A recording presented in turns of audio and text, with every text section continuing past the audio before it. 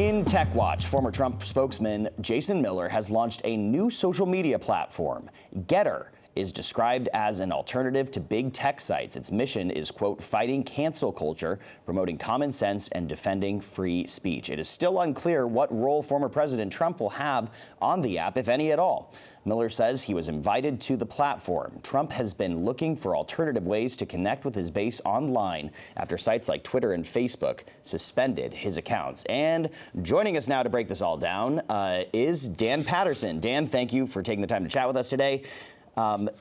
The app's debut brings a lot of confusion on just who is running the show. Do we know if Gettr is the former president's new platform for his followers, or is this just the next shot at an app similar to something like Parler? Hi, Tom. It's good to see you. So I would put it in that camp of an app that is maybe a little similar to Parler.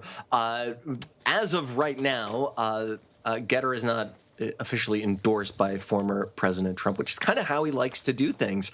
Have his associates build and acquire maybe some of the liability. And in this case, there could be quite a bit of liability, or at least risk associated with building a new social network. We know that it was at least announced and maybe co-founded by Trump associate Jason Miller. We know that it was funded, at least in part, by Guo Wengi.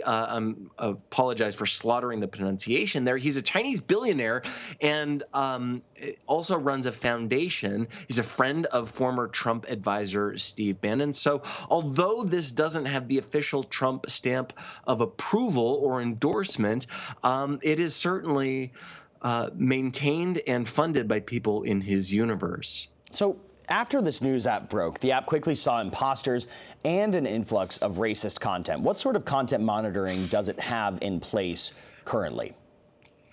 Yeah, so the site, kind of like a lot of other right-leaning social media sites, builds itself as a, air quotes, free speech social network. But really what that kind of means is it's a euphemism for a lack of or very lenient content moderation policies. And that's kind of what seems to be happening here. Look, the actual policies and how they will be enforced are still pretty ambiguous.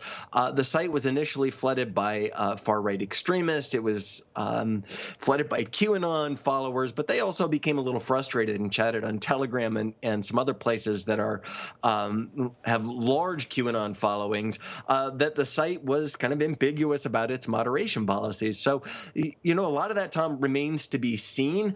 What is very clear is that, as we see from Twitter, YouTube, Facebook, and others, content moderation is not easy, especially at large scale. And this site, at least according to the rhetoric used by Trump and his associates, aspires to operate at large scale.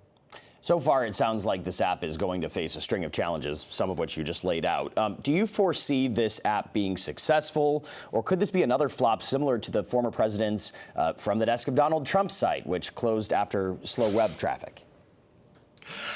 So, look, actually, back in April, we talked to a bunch of tech experts, everyone from developers and hard tech IT people to venture capitalists. And they all said that, look, although Trump may have defied some gravity in politics, it's harder to defy gravity in tech simply because you have a lot of things outside your control that you need to rely on. Some of those are a tech team, getting people who are competent and talented to develop, build, and scale a great site.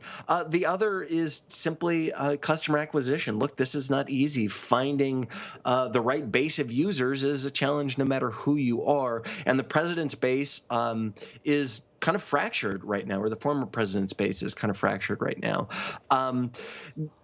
There are a lot of different challenges that come with running a tech site that we don't have time to get into right now, but you can read about some of them on CBS News. We have a story up on the site called Why Tech Experts Are Skeptical About Plans for a Trump Social Network. And again, this is not partisan. It's just the actual tech and the challenges of building and scaling a site like this.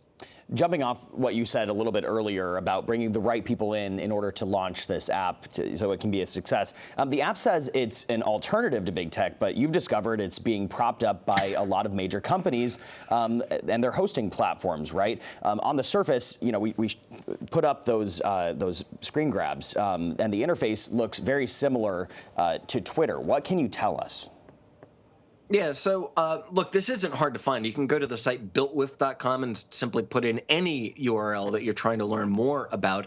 And I think every tech reporter did this as soon as the news about Gettr broke. Look, they can denounce big tech all they want, but they're hosted on Amazon's CloudFront. They use Cloudflare for a CDN. That's a content delivery. It's a distribution of content network, very standard. They use Microsoft's GitHub code repository because, like you said, Tom, the site looks a lot like Twitter. That's just not just on the front end, which has CSS code that looks a lot like Twitter. On the back end, too, they use really similar code.